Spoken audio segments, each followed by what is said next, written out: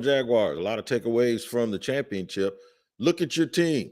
Figure out what they got to do some of the things that those teams did to make themselves contenders. We'll talk about it here today on another episode of Locked On Jaguars. You are Locked On Jags, your daily Jacksonville Jaguars podcast. Part of the Locked On Podcast Network.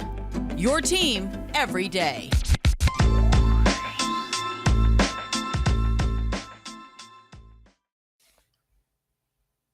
What is going on, good people? Welcome to Locked On Jaguars on a Tuesday. We thank you for locking in with us, making us your first listen. I know y'all liked how I did that. Nice little segue that you locked in with us, making us your first listen because it's your team every day here on Locked On Jaguars, and we're free on all platforms. I got to let you know that today's sponsor is Bet Online. That's right. Today's show is brought to you by BetOnline.net. Has you covered this season with more props, odds, and lines than ever before. Bet Online, where the game starts. I want to start with you guys by talking about the takeaways and from the championship game this weekend and giving you some idea of what the Jags could do. I know there's a narrative out there that says the Bengals 1 year after picking Joe Burrow made it to the Super Bowl, and this could be you too, but every team has to do it its own way. And instead of just looking at that one little particular thing, I want to take a look at the overall sense of what the Jaguars could do to start to put themselves in that position. One thing they've done really good, whether you wanted Byron Leftwich to be the coach or not, is hire a guy in Doug Peterson who's going to do some things. He has some characteristics about him, and he's going to do some things here that I believe are necessary in order to win. And they were on full display this past Sunday when the Rams beat the Bengals. One of those things is have the type of players on your team that no matter who the opposition has at the opposing position, you're going to go for them. You're going for the throat. You don't care. This is exactly what you have to do, and you have to deal with the consequences. All right. And what I mean by that is when you heard Joe Burrow after the game, if you saw it, I saw it on an interview where they said they were going to go after Jalen Ramsey. They didn't give a damn who. Tom Brady did it the week before. When you have Mike Evans and Tom Brady, you do not care who's guarding Mike Evans. When you have Jamar Chase, and in this case, T. Higgins, even though he pulled the man down by his face mask, but hey, whatever. If you ain't cheating, you ain't trying. And you have Joe Burrow, you're not going to shy away from one side of the field, regardless of who's there. When Doug Peterson was coaching in Philly and they had, of all people, Nick Foles, and they had to throw it to win, he was throwing against the secondary that had Devin McCourty, who was going to Canton. He was throwing against the secondary that had Stephon Gilmore, who probably will go to Canton. He was throwing, against the defense run by Bill Parcells. You cannot be scared. You can't be scared. And you go back and you read Doug Peterson's book where he talked about how he was going crazy when the Bortles, Jaguars kneeled on the ball with 51 seconds to go. We saw a team win a game this year where they had 13 seconds to score, and they did it from their own territory. We saw a team the other day in the Bengals that got the ball with a minute and a quarter left from their own 25 and got beyond midfield before they ran out of downs. This is the type of stuff that is different from what we've seen in the past. So the attitude that you should have going forward is as they continue to build this team and as they continue to construct the staff and as they continue to insulate Trevor Lawrence and protect Trevor Lawrence by adding people around him that have played the quarterback position as opposed to having Trevor Lawrence protect the brand of the team by constantly giving press conferences, you're starting to see a difference now. You're starting to see what has to happen in order for a team to transform from a bad team to a good team. So it wasn't just the addition that the Bengals made, even though they didn't win the game, but people think that they're going to have a chance to be back, and they're the team that more closely resembled Jacksonville 2 years ago. It's not that they just added the people. It's that they added the people who would accept and embrace a new attitude. And that new attitude has as much to do with any future success that might be had than anything. It's a mindset. It's an absolute mindset where you don't give a damn who's over there. And you got players too. They put their pants on just like you, right? Right. That's how you have to play. Now, the Bengals, it didn't pay off for them. It didn't pay off for them. They lost. But on the flip side, the Rams have those guys too. And one of them you know very well, and Jalen Ramsey. And the thing is sure, did he get beat? Absolutely. Seen all great corners get beat. But did he get destroyed all day, sort of like Eli Apple? No, he didn't. And that's the difference. The difference is you'll hit a play here, you'll hit a play there because, and if you guys listened to my podcast last week, I predicted it. And it wasn't preemptive. It was the honest truth. I have a full-fledged respect for guys that play certain positions. What you saw happen to Jalen Ramsey the other day, I used to see it in practice. I got witnesses that'll tell you I used to tweet out, oh, DJ Chalk got him, oh, Allen Robinson got him. And those were reps. And those reps were needed for a reason. You are not going to put a dude at star all year and then think you're going to hit a switch and put him at cornerback. And he doesn't have those constant reps, hasn't been greased up. And oh, by the way, maybe if he's lining up against just okay players, that'd be one thing. You ain't lining up against okay players, and you ain't lining up against a quarterback that's just an okay quarterback. You beat off the line by Chase. Once you get beat off, you try to catch up. Great ball placement, great player, catch it with one hand, right? You and T. Higgins, good coverage, but he beat you off the line, and now you're playing catch up. Oh, he uses your leverage against you. Takes that face mask and pulls it down. All of these things, in my opinion, happen because, I respect the reps. I respect working on that thing every day, regardless of how good you are, right? So you have to have the type of players that just won't get beat like a drum. You're going to give up a player too. I saw Aaron Donald get beat. Somebody blocked Aaron Donald one time and pushed him 2 yards off the line. But what happened when you needed him? Those are the type of things that we need to start looking for here in Jacksonville. Those are the type of attitudes. And sometimes you'll bend, sometimes you'll get beat, sometimes other teams will make plays. But the mental fortitude you have to have in two different cases. One, if you're the Bengals and you go down early, you have to be able to come back. And then if you're the Rams and you start losing people to injury, and then the Bengals do what the Bengals do, they come storming back. You got to have guys that with 4 minutes to go when you're losing, going to say, no, we got this. And you got to have other guys that say, we're going to stop them. No matter how grim it looks, we ain't going to play scared. All of those things are the things I'm looking forward to for the Jacksonville Jaguars because I think Doug Peterson is that type of dude. And we can talk all day about where do you get the players? How do you get the players? Do you find the players here? Do you find the players there? No, you have to look for people with that attitude. And in segment 2, that's why I'm going to get into explaining a lot of the pre-draft stuff I'm starting to see right now, where it's you can find a guy. I don't want to find a guy. I want that guy. We need to look at drafting the same way that we look at recruiting, not from an Urban Meyer standpoint, but we do need to draft people as opposed to thinking, well, I can get this position at this draft, or I can get this. No, I want a person. Tell me the guy you want, because tell me the characteristics that person has that's going to be able to do what I'm talking about. I'm not talking about just get a position and just, well, this is where he fell, so he's in this range, so we'll grab him because we need one of these. It's not ingredients. You're not cooking. I've often used the analogy of ingredients, but you're not cooking just some regular dish here. This is not your standard Thanksgiving dish where you can just go and get any old poultry season, and it's probably going to work just like the poultry seasoning that cost a lot of money. That's just not the case, man. These things have to be specific, because what you're building is you're building a team that's going to have a mindset as much as the physical ability. And those are the takeaways that I got the other day. So I'm going to talk about some of the draft prospect analysis that I've been hearing.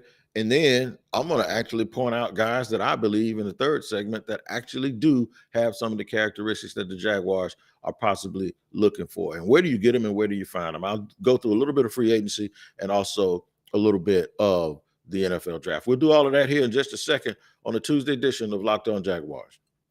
I first have to tell you that football might be over this season, but hoops is in full steam for both pro and college. Man, you got dudes changing teams, guys that all of a sudden are getting well, and now they want to play at their new spot. So you're going to need some help when trying to assess what these guys are going to be able to do and how they're going to ingratiate in their new teams. From all the latest odds, totals, player performance props to where the next fired coach is going to land, betonline.net is the number one spot for all your sports betting needs. BetOnline remains the best spot for all of your sports scores, podcasts, and news this season. And it's not just basketball. BetOnline.net is your source for hockey, boxing, UFC odds, right to the Olympic coverage and information. Head to the website today and use your mobile device to learn more about the trends in action. BetOnline is where the game starts. You guys start here with me every day, making us your first listen on Locked On Jaguars, and we are eternally grateful and appreciate it. It's been a long year, man. It's been a long year, and it's been a long 2 months outside of the coaching staff. We've been talking about what other people have been doing on the building. So now we can translate some of that and start talking about what the Jaguars can be doing on the field. But before they get to that, they got a lot of things to deal with in the offseason. First things first, the new coaching staff that has pretty much been almost filled out by Doug Peterson. There's a theme here. Guys that he knows, guys that he's familiar with, guys that are teachers, guys that are taking positions that are underneath the highest position that they ever had, so that they can focus on the sort of responsibility. Press Taylor is going to be around. Jim Bob Cooter is going to be around. Mike McCoy. That's a lot of guys that play quarterback that are going to have fresh eyes on these scenarios when Trevor Lawrence lines up. I'm more interested in the things that I'll never see. And the things that I'll never see about Trevor is all of the teaching and the methodology or the methodology and the approach that they're going to take with him. See, I don't necessarily look at the installation or the insulation that you're seeing and the surrounding him with so many guys who are trained quarterbacks as coddling. I think coddling is when you don't allow a guy to be sort of micromanaged and to have everything analyzed. I think coddling, by its very nature, people think you're holding them too much. I think that when you look at it from a baby standpoint, no, I think coddling is letting them be too independent when they don't have it all yet. And just depending on who they are, and he'll figure out, he'll be all right because he's talented. I think that's the worst thing you could do. This time last year, I said they need to teach him. They need to really get in. They need to work him, and they need to teach him. And they need to work on every single thing that we heard people when they talked about his mechanics maybe being off. I've heard the Marcus Mariota syndrome, whereas he played in an offense at Clemson where everybody was wide open all the time. And in the NFL, you don't get guys running that wide open. And they compared it to Mariota when he was at Oregon, where everybody seemed like they were 20 yards wide open because the concepts were a little bit above those college guys that they were playing against. Well, open now in the NFL is a crease and a crack. And you saw that in the game the other day with Matthew Stafford, which at the end of the show, I'm gonna talk about the whole Matthew Stafford for Hall of Fame thing too. I got some opinions on people who are on both sides of that argument that let's just say they're arguing against themselves. But anyway, I think this is going to be hard for Trevor. It's going to be hard in a good way because I think Trevor will embrace the hard work, and I think he'll embrace where everything's micromanaged and everything and every little single throw. And I think it's going to be more about not only just the technique and not only just the film, but I think it's going to be about football concepts. And that's why I think you're going to have more people pushing. See, good coaching to me isn't always just being happy and having sunshine and rainbows. Good coaching is, and trust me, guys like Trevor, they love to get pushed. They absolutely love to get pushed. I think they'll get bored when they're not pushed. They want that challenge. Ryan Clark said something that was very interesting to me. He said, I got paid to practice. I'm going to repeat it. He said, my contract was for me to practice. On the game, you just displayed everything you've been working on. And I've often equated that to a great choreography. All right, we saw the Super Bowl halftime show the other day, right? My favorite genre of music, G-Funk. You could tell how much work. They didn't just show up on the day that they were supposed to be there and say, yeah, let's do that little thing we've been working on. No, that was hours and hours and hours and hours of orchestration. So when it came time to Sunday, it was easy because all we got to do is just demonstrate and perform what we've worked so hard for. Football to me is the exact same way. I think when you see the game on Sunday or Thursday or whatever day the game is played on, it is just a flat out display of who they are. And who they are is determined about what they've been doing behind closed doors. And then they transfer it to the field. And the more confident they are about the things that they've been doing behind closed doors, the better the product on the field. And that's why you get what I talked about in the first segment, a guy that will people that have an approach like we don't care who's over there, you got to worry about us. And when the Jaguars have to get to that point as a football team. Now, I like the fact that the staff is being put out. I like the fact that they're going to have the continuity in the alignment and how they're lined up.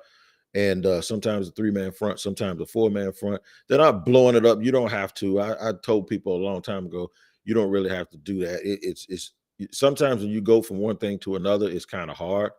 I tell you something that's hard though, that is being discounted. What's hard is the offensive line coaches, because if you're switching up, like if you're not running a zone scheme or you're going to a power scheme, you got to get guys that do that type of stuff. Look at some of the draft write-ups on certain players where they say will be better off in this scheme or better off in that scheme. And one of them is like Tyler Linderbaum, the center. There's some people that flat out don't think he can play guard, so he's all center. I love guys who like Creed Humphrey, where you could do both. And the reason why is because if the Jaguars like Linderbaum, let's say they had a second round pick and they really liked him at center, but Brandon Linder's a center, I would love to get a guy that you can play at guard for a couple of years until Brandon Linder's gone, because that's the versatility that we're talking about that you need in the NFL. I'm always wary of guys that just do one thing.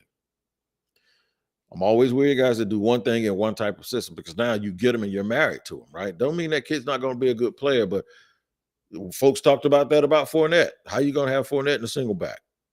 He needs to run behind a fullback. So you always need to be wary of guys that just do one thing, or their skill set says that they can't do anything.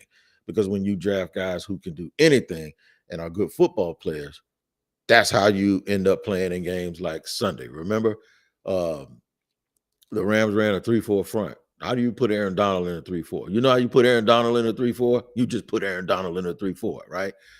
They get Von Miller. How you play him on the right side when he's played on his left side his whole career? I told my man John Shipley that he was going to have to play on the left side. He played on the right side. You know why? Because he's Von Miller and he can play anywhere. And that's what you have to do when you are talking about the Jaguars. Lots of fans out there saying, I saw some stuff on Twitter, let's get this here because we can find this later. You always have to look at that draft board as trying to maneuver. You have to find the guys you like first. Find the guys you like, and then try to determine where those guys are going to be. And then you try to maneuver your way. You either take them or you try to maneuver your way. And what it is you might have a group of 10 guys that you've lumped in a certain area. These are, all right, so say you're picking 33rd, right? And they're between the guys that you have from like 29 to 40 are sort of the same people. And you could be happy positionally and value-wise with any of those guys. Here's the determination you have to make. If you don't really have a guy ranked way ahead of anybody else, I believe, and if you don't really have that position as a position that you need somebody, or there isn't anybody standing on the table banging up and down for any of them, like you like them all, this is what you do. This is when you move back and you move back and get extra stuff. And then you take some of the extra stuff and then you come back and you get 2 picks within that 15 people. That's what you do. So now that's how you help your team when you can't make a decision. But this whole, we can get a receiver in the second and third round. Who? You got to name it. Tell me who you're targeting, because I want people to start looking at this like recruiting without actually looking at it like recruiting. Okay. And what I mean by that is put a name on the player that you're targeting, because the player has a personality. He's going to have a work ethic that matches your identity. And he's going to have to be a guy that you say he can do this, this, this, and this. Don't give me I try to tell people this all the time. I talk to enough scouts that they don't go, yeah, we can find that position here. No, You know who they know? They know that guy. They know exactly who he is. They know, listen to how Jim Nagy talks about guys who were at the Senior Bowl. When I was at the Senior Bowl, I saw guys and I was like, wow, boy, Mafe can really play. Jermaine Johnson can really play. So when you tell me, well, we might be get a pass rush on the top of the second, don't just say, hey, tell me who, because that guy has individual characteristics and you go, he's a dog. I want him on my team. It's not just anybody. That's the hole you can find the guy play. And that's what gets teams or fans in trouble. Teams don't necessarily do it, but fans get in trouble because they then come back and when those guys don't match. I'll give you a perfect example of a bunch of guys that teams picked that didn't match, and then those guys went on to win somewhere else. It's a bunch of them out there. Kyle Van Noy. Kyle Van Noy was a Sam linebacker drafted to play in Detroit, and they didn't run the right defense. Kyle Van Noy left and went to New England and won. Like 2-3 years later. Right? So a lot of guys that have left here. I'll tell you a team that's lost a bunch of people over the years. The Lions, that was one of them they lost. Think about this. By all the switching around they did, moving around. Remember Cliff Averill? It was a while back, but Cliff was a real good player. He was on the same defensive line as Ndamukong Suh. Cliff left and went and won a championship in Seattle, and then Ndamukong Suh ended up winning one too. They had him there at the same time. They had Darius Slay. Yeah. And Matthew Stafford. And Kyle Van Noy. But these guys go somewhere else because they have them fit in together. So it's not you can find a guy. I want you to tell me who.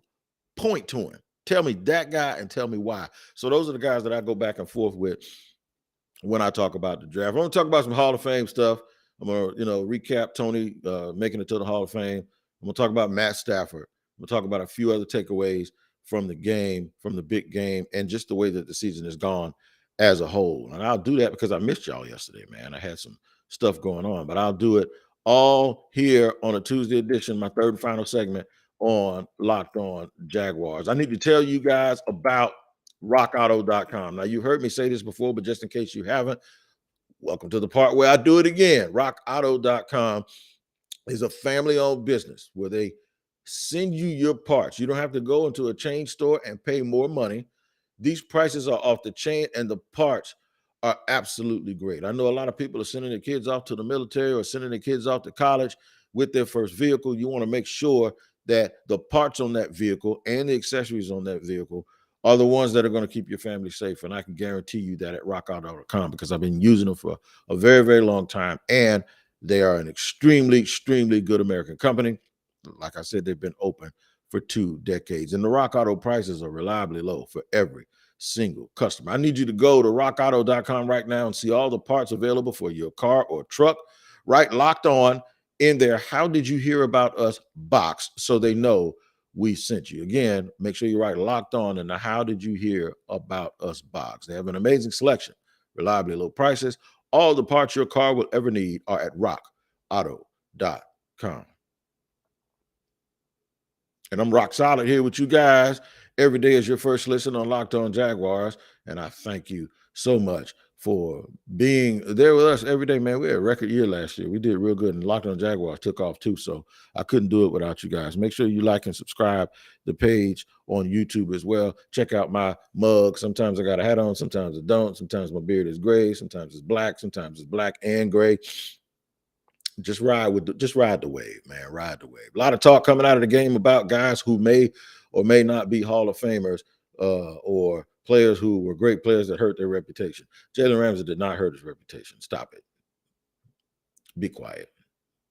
Just stop. My boy tweeted me the other day and said, remember when Jerry Rice cooked Deion for 5 touchdowns? I said, yep. Remember when Michael Irvin caught 11 balls on Darrell Green and 10 of them were for first downs? Yep. You remember when Michael Irvin had almost 200 yards receiving on Deion when Deion played for the 49ers? Yep. You remember when Calvin Johnson cooked Patrick Peterson all day? Yep. Do you remember when Terrell Owens cooked Champ Bailey all day? Yep, I do. Let's just stop it. We know Sometimes when you have this agenda, man, you look like a hater. Nobody cares, man. Sometimes you look like a hater, bro. I remember Wes Welker cooking Akeem Talib, right? Come on. You ain't cook them all day, but you cooked them enough, right? Come on, man. Y'all stop with that foolishness, man. Listen, here's what you have to focus on. Folks that argue against themselves. By the way, shout out to Tony Baselli again and Elite 36. And I love the way Tony has handled everything since he's been chosen as a Hall of Fame inductee. Outstanding. Outstanding. A lot of and I'm saying this because we got two guys, Jimmy and Fred, that need to get their consideration. So I'm hearing a lot of guys, whether Richard Sherman, who I assume is going to go in. I heard Dion say it before that the Hall of Fame is now the Hall of Very Good. My only thing is when you say that, you're throwing stones and you're hiding your hands. If you think the Hall of Fame is now the Hall of Very Good, if you come out and say that, if I was a guy going in, I'd be like, you talking about me? I probably wouldn't know because hit dogs don't holler. I mean, dogs that ain't hit don't holler. If it don't apply, I let it fly. But my thing is when you say stuff like that, I think you need to be bold enough to name names too. I don't think you need to be sitting here saying the Hall of Fame is the Hall for Very Good and they've been slipping lately. Well, okay, go ahead and tell us who they slipped with. Go ahead and point at a guy and say that that dude doesn't need to be in the Hall of Fame or doesn't deserve to be in the Hall of Fame. And while you're at it, why don't you go ahead and also start saying the guys who aren't in the Hall of Fame that do need to be in the Hall of Fame, and maybe that'll help those guys get into the Hall of Fame. In terms of Matthew Stafford, let me give you my point on that. Well, you know, Aaron Donald and Von Miller are first ballot with a bullet, okay? But let me give you my take, and probably Whitworth, maybe. I don't know. He's played a long time, and he's been classy, and he's played for some really, really good teams.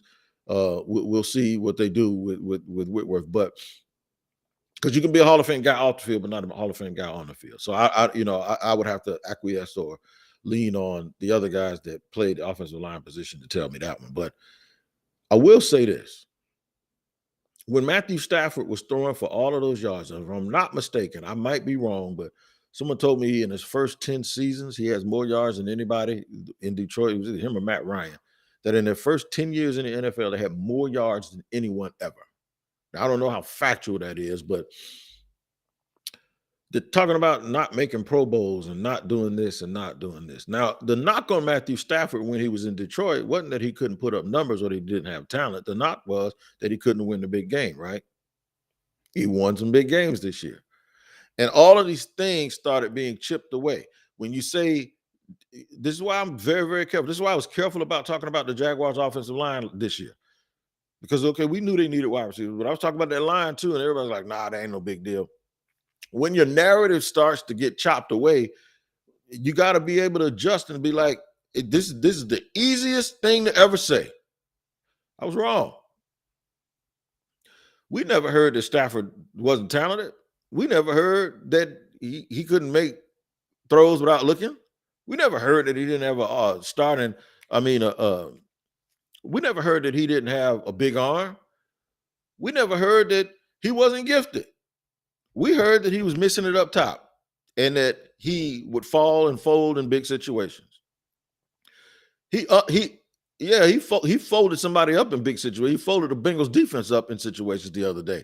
So when you now have to go, well, check that off. Well, check this game off. Well, he beat Tom Brady.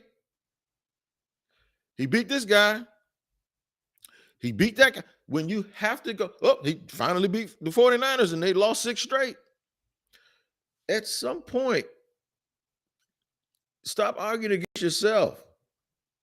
If I just use the words for most people that always criticize Matthew Stafford, no one ever said that he didn't have Hall of Fame talent.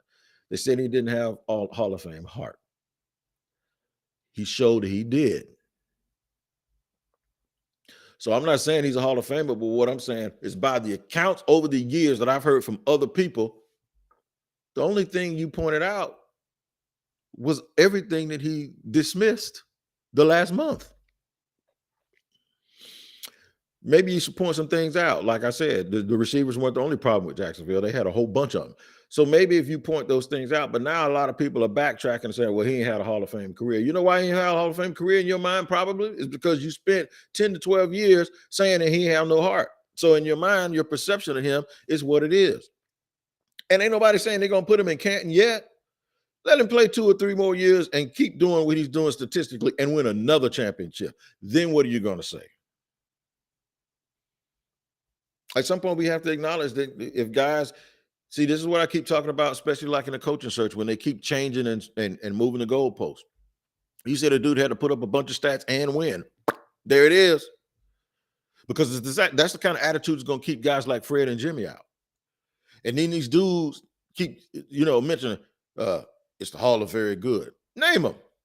I'll tell you one right now that probably shouldn't have been in, only because he wasn't in, but he was in before.